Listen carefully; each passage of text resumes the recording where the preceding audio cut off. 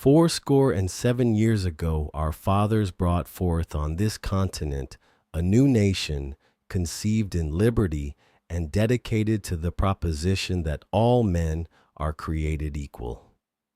Now we are engaged in a great civil war, testing whether that nation or any nation so conceived and so dedicated can long endure. We are met on a great battlefield of that war. We have come to dedicate a portion of that field as a final resting place for those who here gave their lives that that nation might live. It is altogether fitting and proper that we should do this. But in a larger sense, we cannot dedicate, we cannot consecrate, we cannot hallow this ground.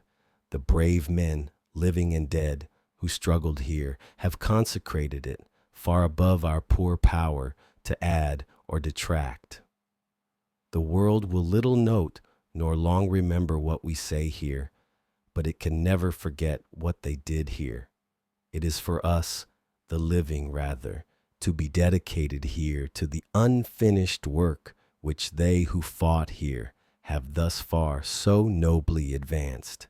It is rather for us to be here dedicated to the great task remaining before us, that from these honored dead we take increased devotion to that cause for which they gave the last full measure of devotion, that we here highly resolve that these dead shall not have died in vain, that this nation under God shall have a new birth of freedom, and that government of the people, by the people, for the people, shall not perish from the earth.